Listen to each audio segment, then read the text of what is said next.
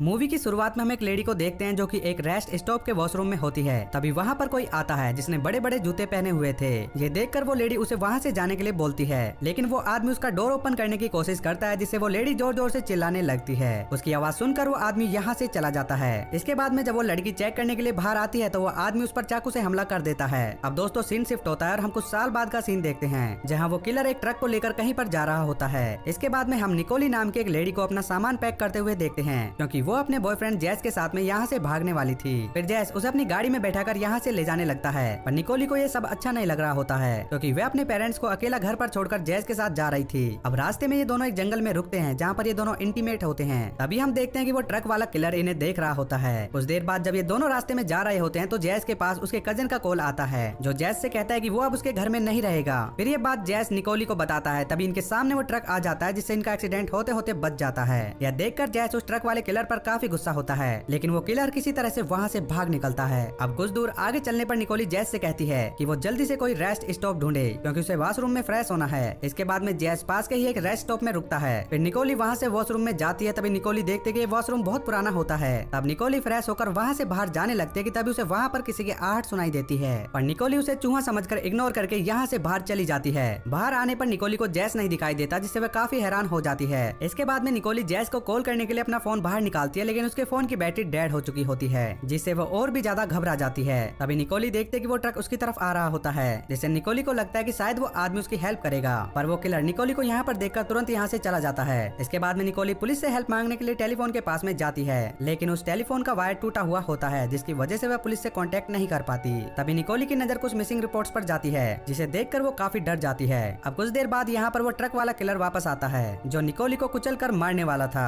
लेकिन निकोली साइड में कूद जाती है, जिससे उसकी जान बच जाती है। इसके बाद में वो ट्रक वाला आदमी निकोली के पास में एक फोन फेंक कर चला जाता है। तभी निकोली देखते कि यह फोन जैस का है। यह देखकर निकोली समझ जाते कि उस ट्रक वाले ने जैस को किडनैप कर लिया है। अब निकोली कंट्रोल रूम में जाती है, जहाँ पर वो रेडियो के जरिए हेल्प मांगने की कोशिश करती है, लेकिन यहाँ उसे कोई जवाब नहीं मिलता। उसके बाद में निकोली पास में पड़े वाइन को पी लेती है और वहाँ लगे टीवी को ऑन करके देखने लगती है, जिसमें उसका और जैस का इंटीमेट रिकॉर्डिंग चल रहा होता है। यह सब देखकर निकोली काफी हैरान हो जाती है। अब निकोली को रेडियो से जवाब आता है, जिससे वह कांटेक्ट करने की कोशिश करती है। निकोली उसे बताती है कि उसके पीछे एक ट्रक ड्राइवर पड़ गया है, जिसने उसके बॉयफ्रेंड जैस को भी किडनैप कर लिया है। इस पर वो आदमी निकोली से कहता है कि तुम चिंता मत करो, मैं वहाँ पुलिस लेकर आ रहा हूँ। फिर निकोली उससे उसका नाम पूछती है, जिस पर वो अपना नाम जैस बताता है। यह सुनकर निकोली काफी हैरान हो जाती है, क्योंकि उसके बॉयफ्रेंड का नाम भी जैस ही था। खैर कुछ देर बाद जब निकोली वहाँ से बाहर निकलती है तो उसे बाहर उसके बॉयफ्रेंड की गाड़ी दिखाई देती है। यह देखकर निकोली उसे स्टार्ट करने की कोशिश करती है, लेकिन वो गाड़ी स्टार्ट नहीं हो रही थी, जिससे निकोली और भी ज्यादा घबरा जाती है। तभी वो ट्रक उसकी गाड़ी को टक्कर मार देता है। इसके बाद वो ट्रक फिर से पीछे जाता है और उसे टक्कर मारने के लिए आगे आने लगता है, लेकिन निकोली किसी तरह गाड़ी का डोर ओपन करके वहाँ से बाहर निकल जाती है। अब निकोली उस ट्रक ड्राइवर पर काफी गुस्सा होती है और उससे कहते हैं कि अब तुम नहीं बच सकते, क्योंकि यहाँ पर जल्द ही पुलिस आने वाली है। तभी निकोली को उस ट्रक के साउंड से वही आवाज सुनाई देती है जो निकोली की हेल्प करने के लिए यहाँ पर आने वाला था। अब निकोली को वहाँ पर एक ट्रेलर दिखाई देता है। यह देखकर निकोली उस ट्रेलर के अंदर चली जाती है। अंदर निकोली को एक लेडी दिखाई देती है, जिसका फेस क्रीपी होता है और उसका हस्बैंड गाड़ी चला रहा होता है। अब निकोली इस लेडी से कहती है कि उसके पीछे किलर पड़ गया है, इसलिए वो उसका फोन यूज करना चाहती है, लेकिन वो लेडी स्माइल करते हुए कहते कि वो फोन यूज नहीं करती।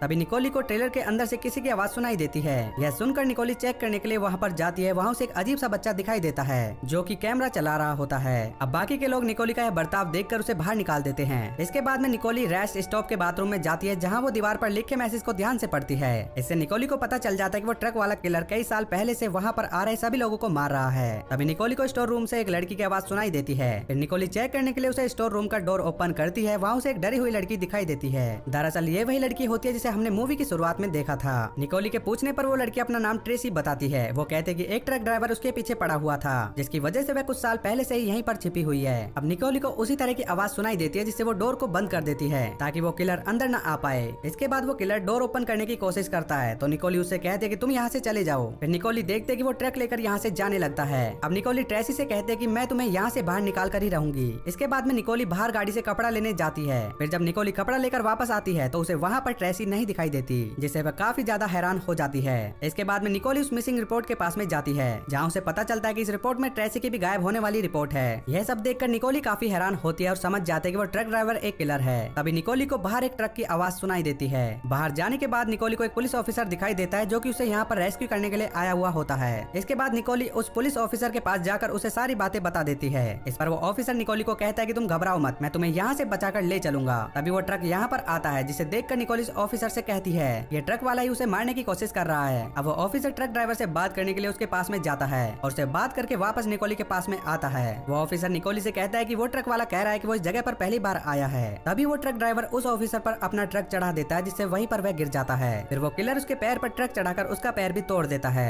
अब यह सब देखकर निकोली उस ऑफिसर को अपने साथ किसी तरह बाथरूम में लेकर जाती है। यहाँ पर वो पुलिस ऑफिसर अपने पर्स में से एक फोटो निकालता है जो कि उसकी फैमिली की होती है। यह देखकर निकोली काफी इमोशनल हो जाती है, क्योंकि उस ऑफिसर की फैमिली में उसके अलावा उनका ख्याल रखने वाला कोई नहीं था। खैर तभी वो ट्रक वाला कातिल उस वॉशरूम को बाहर से लॉक कर देता है। इसके बाद निकोल इस डोर में एक छेद करती है और उसकी हेल्प से डोर को बाहर से अनलॉक करने की कोशिश करती है, लेकिन तभी वो किलर उसकी उंगली को काट देता है, जिससे वो डोर को ओपन नहीं कर पाती। अब वो किलर विंडो के रास्ते निकोली के पास में कैमरा देता है, जिसे चेक करने पर निकोली को जैस का टॉर्चर वाला वीडियो दिखाई देता है। यह देखकर निकोली डर जाती है। तभी वो किलर उस विंडो से केरोसिन नीचे गिराने लगता है ताकि वहाँ पर आग लग सके। ऑफिसर ये सब देखकर निकोली से कहता है कि तुम मेरी गन लेकर मुझे शूट कर दो, क्योंकि मैं तड़प कर नहीं मरना चाहता। तभी किलर वॉशरूम में लाइटर फेंक देता है, जिससे वहाँ पर आग लग जाती है। तभी निकोली देखती है कि इस ऑफिसर की डेड बॉडी वहाँ से गायब हो चुकी है। यह सब देखकर वह और भी ज्यादा हैरान होती है। अब निकोली वॉशरूम के डोर पर चढ़कर छत पर चली जाती है। फिर वो वहाँ से नीचे कूद जाते हैं, जिससे उसकी जान बच जाती है। इसके बाद निकोली जैस के साथ बिताए हुए पलों को याद करने लगती है कि वो दोनों अपनी लाइफ में कितने ज्यादा खुश थे। तभी वहाँ पर एक ट्रक आता है जो निकोली के पीछे पड़ जाता है। फिर ट्रक के अंदर से वो ड्राइवर निकलता है। ये देखकर निकोली उसके सर पर एक रोड से हमला कर देती है, जिससे उस ड्राइवर की वहीं पर मौत हो जाती है। फिर जब निकोली उसकी डेड बॉडी को पलटती है तो वो देखते कि वह उसका बॉयफ्रेंड जैस ही था, जिसका मुंह उस किलर ने सील दिया था ताकि वो निकोली के सामने कुछ न बोल पाए। यह देखकर वह बहुत ज्यादा रोने लगती है, क्योंकि उसने अपनी गलती की वजह से अपने बॉयफ्रेंड को मार डाला था।